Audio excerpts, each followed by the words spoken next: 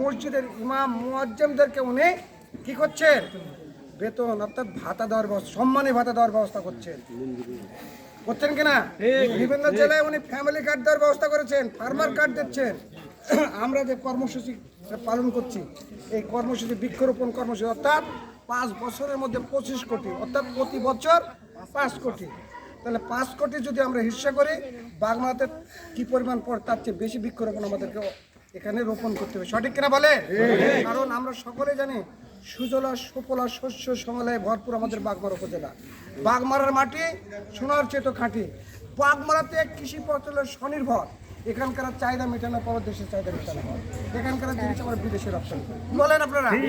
তাই আমি বলতে চাই, আজকের এই কর্মসূচিতে আপনাদের কোথাও আহ্বান রাখতে চাই, যে চক্রটি জান্নাতের টিকিট বিক্রি করতেও সফল হতে পারে নাই, কারণ ম্যানি পিপুল কনসাস, ম্যাক্সিমাম মানুষ আমরা সচেতন, তার জন্য তারা টিকিট বিক্রি করেও ক্ষমতা যেতে পারে নাই।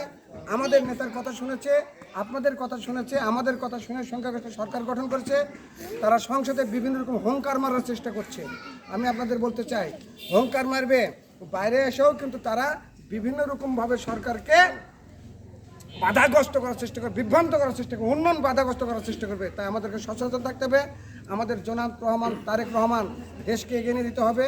আর আমরা সচেতন থাকবো, কোনো রকম অপশক্তি যদি এখানে সরকার বিরোধী কোনো প্রোগ্রাম দেয়, আমরা কঠিন হস্তে বাগমারা থেকে দেবো। প্রিয় ভাইরা আমার, আরেকটি শক্তি আছে ফ্যাসিস্ট। এই ফ্যাসিস্টেরা আপনারা তো জানেন, বাগমারাতে তো 25,000 ভোট অনলি। মাথায় রাখবেন, এর বেশি তাদের কোনো সমর্থন নাই। হয়তো প্রশ্ন করতে পারে তারা সরকার গেল কী করে, তারা কী করে এমপি হলো। আমাদের বুঝতে হবে, আমাদের একটা গুপ্ত শক্তি, আমাদের একটি গুপ্ত বিএনপি, অর্থাৎ তারা জামাতে ইসলাম, কিন্তু আমাদের মধ্যে বিভ্রান্তি সৃষ্টি করার জন্য বিএনপি সেজেছিল, বিএনপিকে ডিভাইডেড করার চেষ্টা করেছে। এই অপশক্তি তাদেরকে ভোট দিয়েছে। আমাদের আজকের উপস্থাপক বলেছে আমাদের এখানে একাধিক ক্যান্ডিডেট দিল। আমি বিশ্বাস করি না, এখানে যারা ধানের শীষের ভোট করেছে তারাই শুধু বিএনপির ক্যান্ডিডেট। কি বলেন আপনি? দুটি ক্যান্ডিডেট আমরা লক্ষ্য করছি, ডানে এবং বামে, দুটি আমাদের যোগ্য প্রার্থী, আমাদের আব্দুল লতিফ খান এবং আমাদের এনামুল হক, এরাই ভোট করেছে, এরাই প্রার্থী।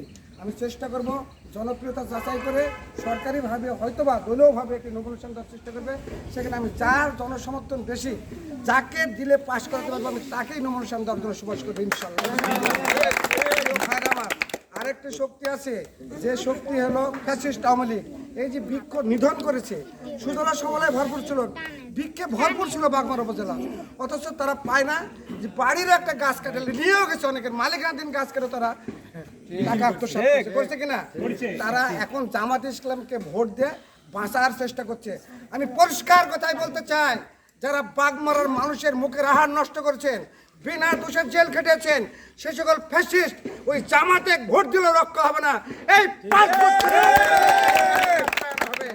আর আমি আপনাদের বলতে চাই, বাংলাদেশ জাতীয়তাবাদী দল ক্ষমতায়, কোনো অপশক্তি নাই বিএনপির লোকের সঙ্গে কথা বলে, কোনো অপশক্তির কথা বলে তাৎক্ষণিক প্রতিরোধ করবেন, না পারলে আমাকে বলবেন, আমি এসে কঠোরভাবে তাদেরকে দাঁত ভাঙা জবাব দেবো। বাগমারার মাটিতে বাংলাদেশ জাতীয়তাবাদী দল ছাড়া অন্য কোনো অপশক্তির কথা থাকবে না, কাজ থাকবে না, ইনশাল্লাহ ইনশাল্লাহ ইনশাল্লাহ। প্রিয় ভাইরা আমার।